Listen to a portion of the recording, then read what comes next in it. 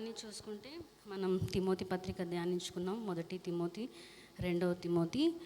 అసలు ఆ పత్రికలలో ఏం చెప్పబడింది అంటే, అపోస్తుడైన పౌలు గారు కడవరి దినాలకు తగిన హెచ్చరికలు ఈ అధ్యాయాలలో ఉన్నాయి. పౌలు గారి యొక్క అంతిమ సందేశం ఇది. ఆయన మరణ ఛాయలో ఉన్నప్పుడు పలికిన మాటలు ఎంతో గంభీరంగా, ఎంతో హెచ్చరికలు ఈ అధ్యాయాల్లో చెప్పబడుతున్నాయి. ఎవరి గురించి చెప్పారు, దేని గురించి చెప్పారు, ఎవరు ఎలా ఉండాలి అనేది ఈ అధ్యాయంలో చెప్పబడుతుంది. కొంచెం లైట్గా చూసుకుంటే పత్రికలలో ఏమేం రాయబడిందో, 1 తిమోతి పత్రికలో 1 అధ్యాయంలో ఏం రాయబడిందంటే, 1:4 చూసుకున్నట్లయితే, విశ్వాస సంబంధమైన దేవుని ఏర్పాటుతో కాక వివాదముతోనే సంబంధం కలిగి ఉన్నాము గనుక. అంటే దీంట్లో ఏం చెప్పబడుతుందంటే, వివాదం ద్వారా దేవునికి దూరమైన వ్యక్తుల గురించి వ్రాయబడి ఉంది. హుమాయును, అలెగ్జాండరు వారి గురించి వ్రాయబడింది. వారి విశ్వాస జీవితంలో ఎలా దేవునికి దూరమయ్యారో ఇక్కడ చెప్పబడి ఉంది. 19వ వచనంలో చూసుకుంటే వాళ్ళ విశ్వాస జీవితం ఎలా బద్దలైపోయింది, ఒక ఓడ బద్దలైపోయినట్టు వారి విశ్వాస జీవితం చెడిపోయింది. 2వ అధ్యాయంలో చూసుకుంటే మనం ఎలా ఉండాలి, వివాదాలతో కాకుండా. 1వ అధ్యాయంలోనే మనం వివాదాలతో కాక పవిత్ర హృదయంతోనూ, నిష్కలంకమైన హృదయంతోనూ, విశ్వాసంలో మంచి మనస్సాక్షి కలిగి ఉండాలని 1వ అధ్యాయంలో చెప్పబడుతుంది. తిమోతి పత్రికలో 2వ అధ్యాయంలో ఏం చెప్పబడుతుంది అంటే, అందరి కోసం ప్రార్థన చేయాలి, పవిత్రమైన చేతులు ఎత్తి ప్రార్థన చేయాలి. పవిత్రమైన చేతులు అంటే ఏమిటి? మన హృదయంలో అంత కల్మషం పెట్టుకొని చేతులు ఎత్తి ప్రార్థన చేస్తే అది ప్రార్థన కాదు కదా. మత్తయి సువార్తలో ఏం చెప్పబడి ఉంది, 5:8 ఒకసారి చదవండి. అక్కడ ఏం రాయబడి ఉంటుందంటే, హృదయ శుద్ధి గలవారు ధన్యులు, వారు దేవుని చూస్తారు. మన హృదయం శుద్ధిగా ఉండాలి. ఫస్ట్ మనం చేతులు ఎత్తి ఏదో ఆరాధించడం, పాటలు పాడడం, దేవునికి మహిమ చేయడం కాదు. ఫస్ట్ హృదయం శుద్ధిగా ఉంటే మనం చేతులెత్తి ప్రార్థన చేసేవారిగా ఉంటాం. అప్పుడు దేవుడికి కూడా అది ఇష్టమైందిగా ఉంటుంది. మన హృదయంలో కల్మషం, కుళ్ళు, విభేదాలు అవన్నీ పెట్టుకొని మనం ఎంత స్తుతించినా దేవుడికి అది అంగీకారంగా కాదు. స్త్రీ ప్రవర్తన ఎట్లా ఉండాలని చెప్పబడుతుంది 2వ అధ్యాయంలో. ఇంకా మనం 15వ వచనం చూసుకుంటే, స్వబుద్ధి కలిగి విశ్వాస, ప్రేమ, పరిశుద్ధతలో ఎట్లా నిలకడగా ఉండాలో చెప్పబడి ఉంటుంది. 3వ అధ్యాయం వచ్చి చూసుకుంటే, పరిచర్యలో క్వాలిటీస్ ఎలా ఉండాలి మనం పరిచర్య చేసినప్పుడు. 4వ వచనం చూసుకుంటే, సంపూర్ణ మాన్యత కలిగి తన పిల్లలను ఇక్కడ పైన చూసుకుంటే 3వ అధ్యాయంలో సగం నుంచి చూసుకుంటే, సాత్వికంగాను, జగడమాడువాడుగాను, ధనాపేక్ష లేనివాడుగాను, సంపూర్ణ మాన్యత కలిగి తన పిల్లలను స్వాధీనపరుచుకొనుచు తన ఇంటి వారిని బాగా చూసుకోవాలి. పరిచర్యలో ఉండే క్వాలిటీస్ గురించి 3వ అధ్యాయంలో చెప్పబడుతుంది. మన మనస్సాక్షి ఎట్లా ఉండాలంటే 9వ వచనంలో చూసుకుంటే, పవిత్రమైన మనస్సాక్షితో మనం ఉండాలని ఇక్కడ వ్రాయబడి ఉంది. 15వ వచనంలో చూసుకుంటే, జీవము గల దేవుని సంఘంలో ఎలాగ ప్రవర్తించాలో ఇక్కడ చెప్పబడి ఉంటుంది. 4వ అధ్యాయం వచ్చేసరికి అబద్ధకుల బోధ. జస్ట్ నేను ఇదంతా ఏం అధ్యాయంలో ఏం చెప్పబడిందో మాత్రమే పైన చెప్తున్నానండి. మీరు అందరూ ఆల్రెడీ విన్న వాక్యాలు ఇవన్నీ. 5వ అధ్యాయంలో వృద్ధుల పట్ల ఎలా ఉండాలి, అన్నదమ్ముల పట్ల ఎలా ఉండాలి, యవనస్తుల పట్ల ఎలా ఉండాలో చెప్పబడి ఉంది. 6వ అధ్యాయానికి వచ్చేసరికి ధనాపేక్ష ఉంటే ఏమవుతుందో ఇక్కడ క్లియర్గా చెప్పాడు. బైబిల్లో కూడా మనం చూసుకుంటే, అనన్య, సపేర్య ధనాన్ని ప్రేమించి వారు శాపంకి లోబడిన వారిగా ఉన్నారు, వారు చనిపోయారు. మనం కూడా అట్లా ధనాపేక్ష కలిగిన వారిగా ఉండకూడదు. ఇట్లా 6 అధ్యాయాల్లో 6 హెచ్చరికపు మాటలు చెప్పబడి ఉన్నది. తిమోతి పత్రిక 2వ అధ్యాయం, 2వ పత్రికలో 1వ అధ్యాయం గురించి చూసుకుంటే, విశ్వాసం గురించి కూడా అక్కడ చెప్పబడి ఉంది. తిమోతి గారి అవ్వలో నుండి, తన తల్లిలో నుంచి తిమోతికి విశ్వాసం వచ్చిందని చెప్పబడి ఉంది. ఆ విశ్వాసంలో తప్పిపోయిన వారు ఎవరుగా ఉన్నారు ఇక్కడ? 15వ అధ్యాయం చూసుకుంటే, 1 అధ్యాయంలో 15వ వచనంలో ఎవరు తప్పిపోయిన వారిగా ఉన్నారు?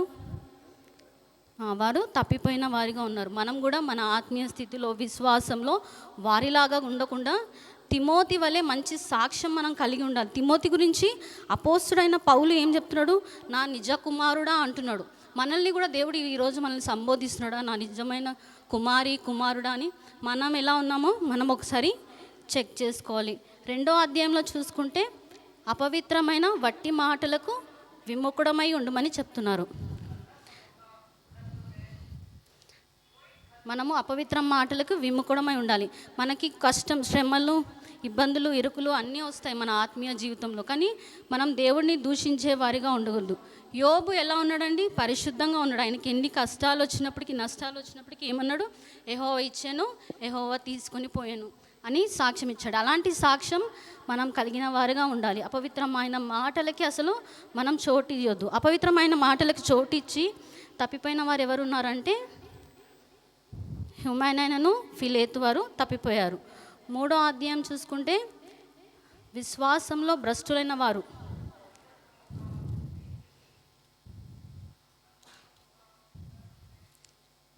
ఇక్కడ కూడా ఇద్దరు వ్యక్తులు భ్రష్టులు అయిపోతారు.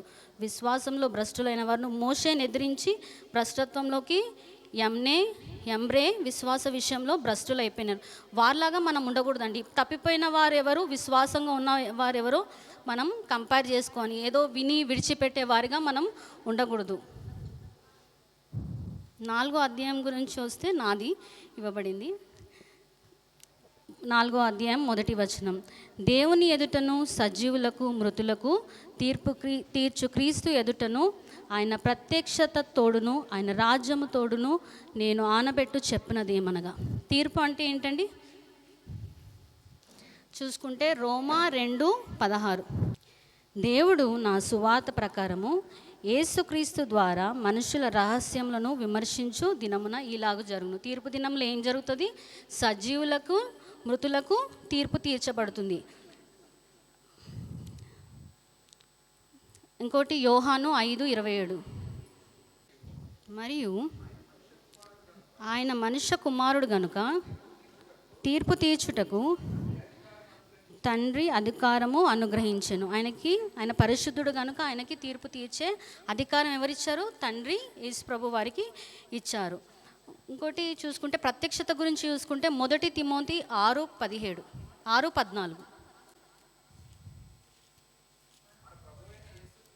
మన ప్రభు అయిన యేసుక్రీస్తు ప్రత్యక్షమగు వరకు నువ్వు నిష్కలంకంగాను అనింద్యంగాను ఈ ఆజ్ఞను గైకొనవలెనని నీకు ఆజ్ఞాపించుచున్నాను. ఆయన ప్రత్యక్షత వరకు మనం ఎలా ఉండాలి? నిష్కలంకంగాను అనింద్యంగాను ఉండవలెను. అదే తిమోతి పత్రికలో 2 తిమోతి 4:8 చూసుకుంటే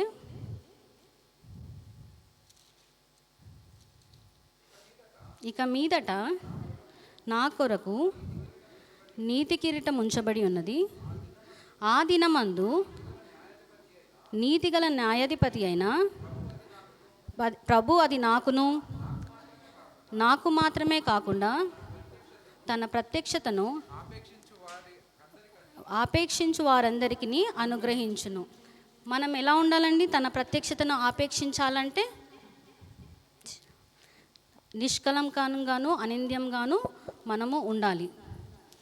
3వ చూసుకుంటే రాజ్యం గురించి చెప్తున్నాడు. అంటే ఆయన ప్రత్యక్షతతోడు యేసుక్రీస్తు ఎదుటను ఆయన ప్రత్యక్షతోడు రాజ్యం తోడు అని చెప్తున్నాడు. కాబట్టి వీటి గురించి చిన్న బ్రీఫ్ ఇంట్రడక్షన్ ఇస్తున్నాను. మత్తయి సువార్త 4:17. అప్పటి నుండి యేసు పరలోక రాజ్యం సమీపించుచున్నది గనుక మారు మనసు పొందుడని చెప్పుచు ప్రకటింప మొదలుపెట్టెను. పరలోక రాజ్యం సమీపిస్తుంది, మీరందరూ మారు మనసు పొందాలని మనం ప్రకటించే వారిగా ఉండాలి. అపోస్తుల కార్యంలో 1:3-6.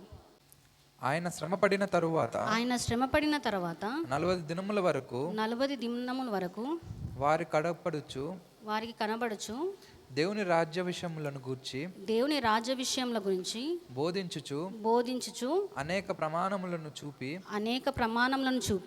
వారికి తన్ను తాను సజీవునిగా కనపరుచుకున్నాడు. ఇక్కడ ఏంటంటే దేవుని రాజ్యం మనము ప్రకటించే వారిగా ఉండాలి. 2వ వచనం చూసుకుంటుంటే వాక్యము ప్రకటించుము, సమయమందును అసమయమందును ప్రయాసపడుము. మనము వాక్యం ప్రకటించే వారిగా ఉన్నామా? ఈ దినాన మనల్ని మనం హెచ్చరించుకోవాలి. దేవుడు ఏం చెప్తున్నాడు? మార్కు సువార్త 16:15 వచనంలో, మరియు మీరు సర్వలోకమునకు వెళ్ళి సర్వ సృష్టికి సువార్త ప్రకటించాలి. ఈ దినాలలో మనం ఎలా ఉన్నాం? అసలు సర్వలోకానికి వెళ్ళి మన ఇంటి పక్కన వారికి కానీ మన స్నేహితులకు కానీ మనం సువార్త ప్రకటించే వారిగా ఉన్నామా? ఎంతసేపు మన ఆత్మీయ స్థితియే చూసుకుంటున్నాం, కానీ దేవుడు ఏం చెప్పాడు? మీరు సర్వలోకమునకు వెళ్ళి సర్వ సృష్టికి సువార్త ప్రకటించాలి. ఎంతసేపు ఈ లోకంలో ఉన్న పనుల మీదే మనం శ్రద్ధ కలిగి ఉంటాం, కానీ దేవుని పని చేసేవారు ఎంతమంది ఉన్నారు?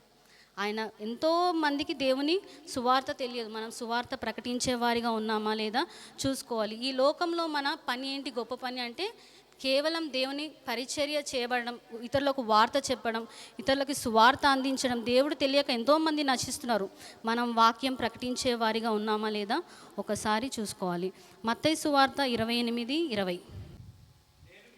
నేను మీకు ఏ సంగతిని ఆజ్ఞాపించుతునో వాటన్నిటినీ గైకొనవలనని వారికి బోధించుడి. చాలు అంకుల్.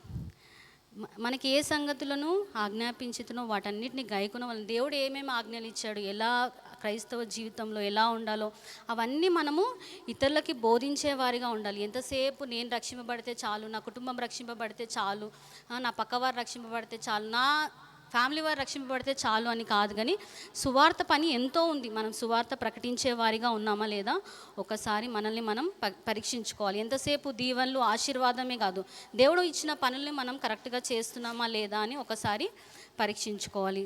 నెక్స్ట్ వచనం వచ్చేసి సమయమందును అసమయమందును ప్రయాసపడము. మనం కొన్నిసార్లు సమయం లేదని మందిరానికి రాము, దేవుని పరిచర్యలో వాడబడం. కానీ దేవుని వాక్యం ఏం చెప్తుంది?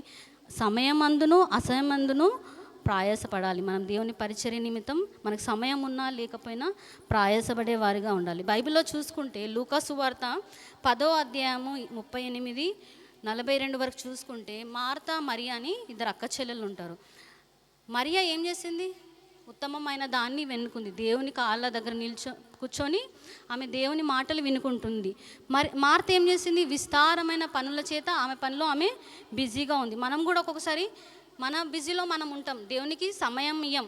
ఎంతసేపు మన లోకానుసారమైన పనులు, మన ఇంటి కోసము, మన పిల్లల కోసమే ఆలోచిస్తాం, కానీ దేవునికి సమయం ఇయ్యము. మనం ఎంత బిజీగా ఉన్నా దేవునికి ఇచ్చే సమయాన్ని మనం దేవునికి ఇవ్వాలి. సంపూర్ణ దీర్ఘశాంతముతో ఉపదేశించుచు ఖండించుచు గద్దించుము బుద్ధి చెప్పుము. దేవుని వాక్యాన్ని చెప్పేటప్పుడు ప్రకటించేటప్పుడు ఎలా ఉండాలి? సంపూర్ణమైన దీర్ఘశాంతంతో ఉపదేశించాలి, ఖండించాలి, గద్దించాలి, బుద్ధి చెప్పాలి. కొంతమంది పాస్టర్లు ఏం చెప్తారు? ఓన్లీ దీవెన గురించే చెప్తారు, గద్దించరు. వాళ్ళు ఎంతసేపు నిన్ను ఆశీర్వదిస్తాను, నువ్వు వెళ్ళే మార్గంలో దేవుడు నీకు తోడే ఉంటాడు. అంటే వెళ్ళే మార్గం అంటే నువ్వు పాపంలోకి వెళ్తుంటే కూడా దేవుడు తోడే ఉంటాడా? ఉండడు కదండి. పైన వచనాలు కింద వచనాలు చదవాలి. మనం ఒకటి క్యాలెండర్ వచనాలే చదువుతాం, దాని పైన కింద ఏముందో మనం చదవము.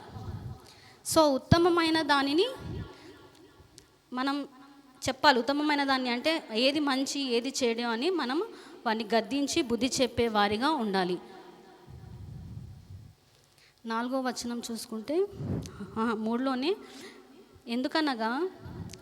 ఎందుకనగా జనులు హితబోధను సహింపక దురద చెవులు గలవారై తమ స్వకీయ దురాశలకు అనుకూలమైన బోధను తమ కొరకు పోగు చేసుకొని. కొంతమంది ఏం చేస్తారు?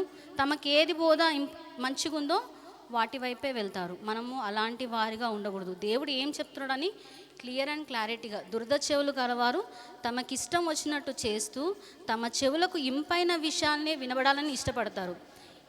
ఏవి వారిని సంతోషపరుస్తుందో అటువైపే వెళ్తారు. సత్యం అంటే వారికి ఇష్టం ఉండదు. ఎందుకనగా సత్యం వారి జీవిత విధానానికి, వారికి ఇష్టమైన దానిని చేయడానికి అడ్డొస్తుంది. కొన్ని విషయాలు మనం వాక్యాలు ఏమైతే మనం చేసే ఇష్టానుసారమైన పనులకి అడ్డు వస్తాయి. వారికి అట్లాంటి మాటలు ఇష్టం అనిపించదు. అందుకే వారు సత్యం అనే వెలుగునకు దూరంగా ఉండి చీకట్లోకి తొలగిపోతారు. వారి జీవితంలో గొప్ప శాపాన్ని, గొప్ప పాపాన్ని కొని తెచ్చుకుంటారు. దేవుని మాటలు వినకుండా వాళ్ళు దురద చెవులు గలవారై వేరే వాటికి వెళ్తారు. తన స్వకీయ దురాశలకు అనుకూలమైన బోధన అనుసరిస్తారు, కానీ సత్యం అనే బోధ వైపు వారు చెవులు పెట్టరు. ఇక 4వ వచనం చూసుకుంటే ఎవరైనా చదవండి. సత్యమునకు చెవినివ్వక కల్పనా కథల వైపునకు తిరుగు కాలం వచ్చును. అయితే నీవు అన్ని విషయములలో మితముగా ఉండాలి. మనం ఏం చేయాలని? ఏదో గద్దించాలి, బుద్ధి చెప్పాలి, ఖండించాలి అన్నామని ఏదో కొట్టి చెప్తే వాళ్ళు వింటారా? వినరు. మన లిమిట్స్ మనకు ఉంటాయి. మితముగా ఉండాలి. మనము అన్ని విషయాల్లో మితముగా బోధించాలని బైబిల్ చెప్తుందండి. 6వ వచనం చూసుకుంటే, నేను ఇప్పుడే పానార్పణంగా పోయబడుచున్నాను. ఇంకా మనం ఇక్కడ పైన కూడా చూసుకుంటే, నీవు అన్ని విషయంలో మితముగా ఉండుము. మనం దేవుని పరిచర్యలో ఎట్లా ఉండాలి? శ్రమపడుము, సువార్తికుని పనిచేయము, సువార్తికునిగా పనిచేయము, నీ పరిచర్యను సంపూర్ణముగా జరిగించు. మన సువార్తని, మన పరిచర్యని ఏం చేయాలి? సంపూర్ణంగా జరిగించే వాళ్ళ. 6వ వచనం చూసుకుంటే, నేను ఇప్పుడే ప్రాణార్పణంగా పోయబడుచున్నాను. నేను వెడలిపోవు కాలము సమీపమై ఉన్నది. వెడలిపోవు కాలము సమీపించున్నది. మంచి పోరాటం పోరాడి తిని నా పరుగు కడముట్టించి తిని విశ్వాసమును కాపాడుకుంటుని. మనం కూడా చెప్పగలుగుతామండి ఇలాంటి స్టేట్మెంట్? తిమోతిగా అపోస్తుడైన పౌలు చెప్పారు ఇలాంటి స్టేట్మెంట్. మనం కూడా చెప్పగలుగుతామా? ఏమని చెప్తున్నాడు ఇక్కడ? మంచి పోరాటము తన ప్రాణార్పణంగా పోయబడుతున్నాడు. తన ప్రాణాన్ని సైతం లెక్క చేయకుండా ప్రాణార్పణంగా పోయబడుచున్నాను అని ఇక్కడ చెప్తున్నాడు. ఫిలిప్పి 2:17. మరియు మీ విశ్వాస యాగములోను దాని సంబంధమైన సేవలోను నేను ప్రాణార్పణంగా పోయబడినను నేను ఆనందించి మీ అందరితో కూడా సంతోషించును. తన ప్రాణం సైతం లెక్క చేయకుండా దేవుని పరిచర్యలో వాడబడిన వ్యక్తి. తన ప్రాణాన్ని సైతం లెక్క చేయకుండా దేవుని పరిచర్యలో వాడబడినాడు. ఇంకా కొంచెం కింద చదువుకుంటే, ఇక మీదట నా కొరకు నీతి కిరీటం ఉంచబడి ఉన్నది. ఆ దినమందు నీతిగల న్యాయాధిపతి అయిన ప్రభువు అది నాకును నాకు మాత్రమే కాకుండా తన ప్రత్యక్షతను అపేక్షించు వారందరికీ అనుగ్రహించును. ఇక్కడ చూసుకుంటే మంచి పోరాడినా అని చెప్తున్నాడు. నా పరుగు కడముట్టించితిని అని చెప్తున్నాడు. ఒకసారి వీటి రిఫరెన్స్ చూసుకుంటే 2 తిమోతి 2:5. మరియు జట్టి అయిన వాడు పోరాడునప్పుడు నియమం ప్రకారము పోరాడకుంటే వానికి కిరీటం దొరకదు. మన విశ్వాస జీవితంలో కూడా మనము అన్ని రూల్స్ ఫాలో అవ్వకుండా మనం ప్రయాణం చేస్తే మనము గెలవలేము. మనకి కిరీటం రాదు. మనం మంచి పోరాడినామని మనం చెప్పుకోలేము. అక్కడ నియమం ఉంటుంది, లైన్స్ ఉంటాయి. ఎవరి లైన్లో వాళ్ళు ఉరకాలి. వచ్చి పక్కన వాడికి తగిలితే అది రాంగ్. సో మన పోరాటం మనం సరిగ్గా పోరాడాలని ఇక్కడ చెప్పబడుతుంది. అదేవిధంగా కొరింథీ 9:24. పందెపు రంగమందు పరిగెత్తు వారందరూ పరిగెత్తుతురు గాని ఒక్కడే బహుమానం పొందునని మీకు తెలియదా? చాలా అందరూ పరిగెత్తుతారు, అందరు రక్షింపబడతారు, అందరూ దేవుని తెలుసుకుంటారు, అందరూ పరిగెత్తుతారు. కానీ ఎంతమంది రక్షింపబడి ఎంతమంది ఎత్తబడితే గుంపులో ఉన్నామో చూసుకోవాలి. అందరం మనం విశ్వాసులే, దేవుని మాటలు తెలుసు, ఎవ్రీ సండే చర్చ్కి వస్తాం, ప్రతి మీటింగ్స్ అటెండ్ అవుతాం. కానీ దేవుడు రాకడ వచ్చినప్పుడు ఎంతమంది ఎత్తబడే గుంపులో ఉన్నాం మనం చూసుకోవాలి. ఇంకోటి ప్రకటన 2:10. ఇదిగో మీరు శోధింపబడినట్లు అపవాది మీలో కొందరిని చెరలో వేయింపబోచున్నాడు. 10 దినములు శ్రమ కలుగును. మరణం వరకు నమ్మకముగా ఉండుము. నేను నీకు జీవ కిరీటం ఇస్తాం. ఇందాక అపోస్తుడైన పౌలు తిమోతి గారు నా నిజ కుమారుడా, నా నమ్మకస్తుడా అని చాలా సంబోధిస్తూ ఉంటాడు. దేవుడు మన విషయంలో కూడా అట్లా సంబోధిస్తున్నాడా? మన అలాంటి క్రియలు కలిగి మనం జీవిస్తున్నామా? చాలామంది రక్షింపబడతారు కానీ వారు దేవుని చెప్పిన మాటలు అంగీకరించి దేవుని ఫాలో అయ్యేవారు చాలా తక్కువ. అంటే వారి మరణాంతం వరకు నమ్మకంగా నిలబడేవారు చాలా తక్కువ మంది ఉంటారు. కొంతమంది మాత్రమే వారి మరణం వరకు నమ్మకంగా దేవుడే నిజ దేవుడని, తను చెప్పిన ఆజ్ఞలకి లోబడి తను చెప్పిన నియమాలన్నీ పాటిస్తూ నమ్మకంగా ఉంటారు. అలా నమ్మకంగా మనం ఉంటే ఏమిస్తాడు దేవుడు? జీవ కిరీటాన్ని ఇస్తాడు. అది ఇక మీదట నా కొరకు నీతి కిరీటం ఉంచబడి ఉన్నది. ఆ దినమందు నీతి గల న్యాయాధిపతి అయిన ప్రభు అది నాకు మాత్రమే కాకుండా తన ప్రత్యక్షతను అపేక్షించు వారందరికీ అనుగ్రహించను.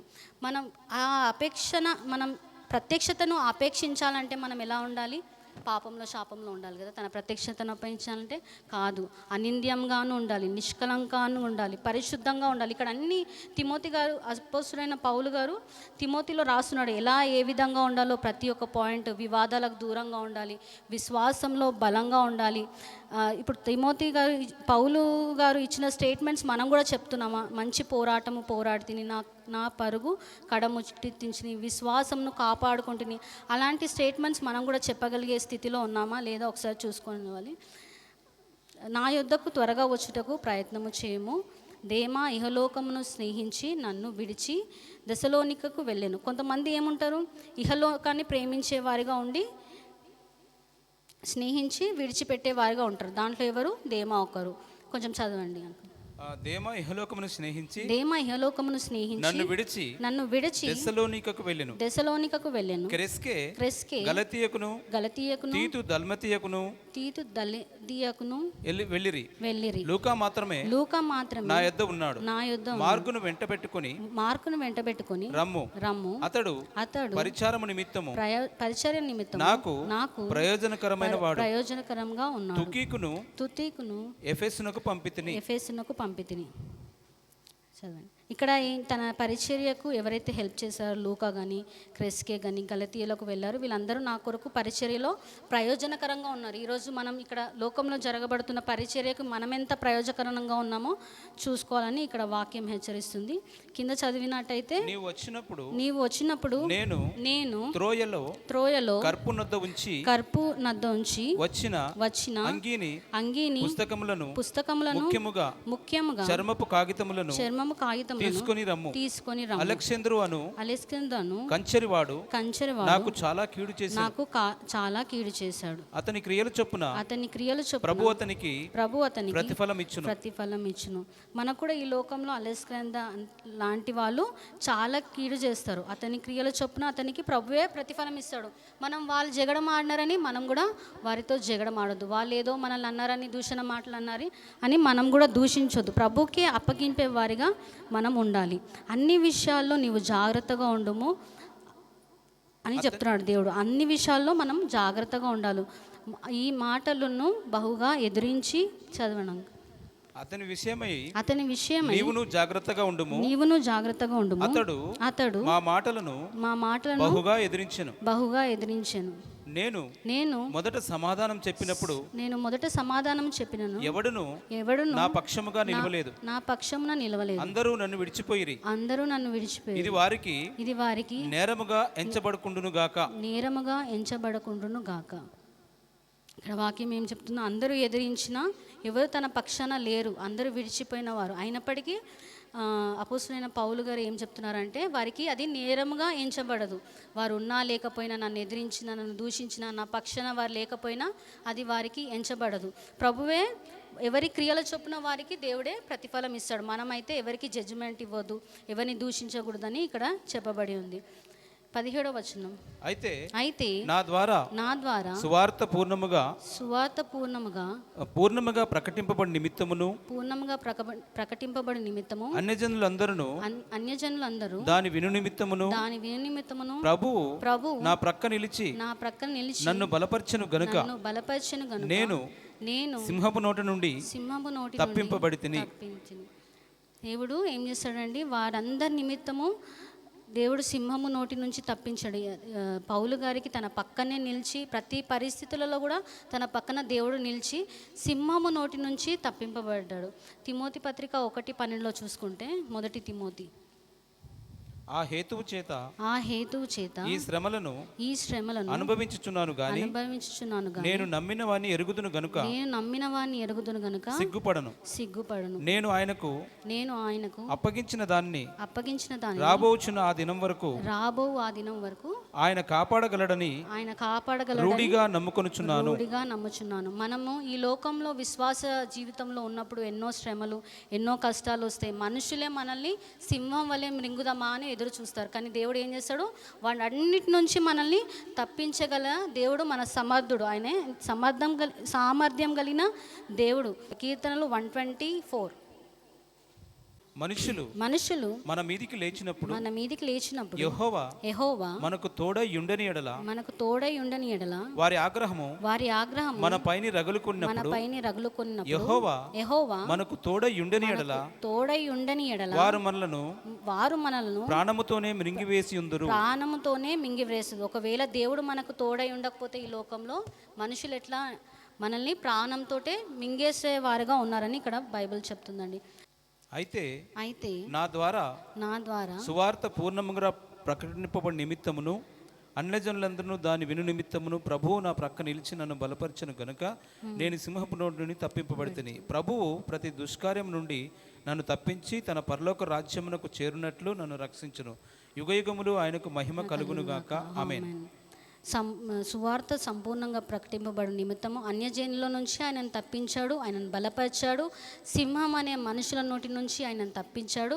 ప్రభు ప్రతి దుష్కార్యం నుండి తప్పించి పరలోక రాజ్యమునకు చేర్చినట్లు ఆయనను రక్షించాడు. మనము దేవుని పని చేస్తే, ఎంత సంపూర్ణంగా చేస్తే ప్రతి పనిలో దేవుడు అలాగనే ప్రొటెక్షన్ని ఇస్తాడు. ఇంకా కింద చూసుకుంటే ప్రిస్కకును ఆకులకును ఒనేసిఫోరు ఇంటి వారికిని నా వందనం. ఆయన పరిచర్యలో సహాయం చేసిన వారందరికీ లేఖలో రాస్తున్నాడు వందనాలని. 20వ వచనం, ఎరస్తు కొరింథీలో నిలిచిపోయాను. త్రోఫియు రోగి అయినందున అతని మిలేతులో విడిచి వచ్చి తిని. ఆయన రోగి అయినందున అక్కడ విడిచిపెట్టినామని వ్రాయబడి ఉంది. శీతాకాలపు రాకమునుపు చదవండి. శీతాకాలపు రాకమునుపు నీవు వచ్చుటకు ప్రయత్నము చేయము. యూబులు పుదే లిను క్లౌదియయు సహోదరులందరూ నీకు వందనములు చెప్పుచున్నారు. ప్రభు నీ ఆత్మకు తోడై ఉండును గాక.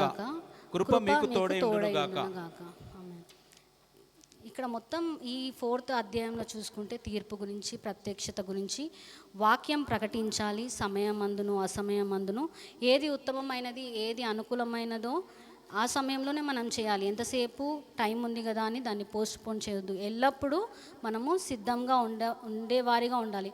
బుద్ధి లేని కన్యకలు స్టోరీ చేసుకుంటే వారి సమయం ఉంది, ఇంకా మేము చేస్తాంలే, దాన్ని దివిటలలో నూనె నింపుకుంటాంలే అని సమయాన్ని వాళ్ళు వృధా చేసుకున్నారు. మనం ఎలా ఉండాలి ఆత్మీయ స్థితిలో అంటే బుద్ధిగల కన్యకల వలె మనం ఉండాలి.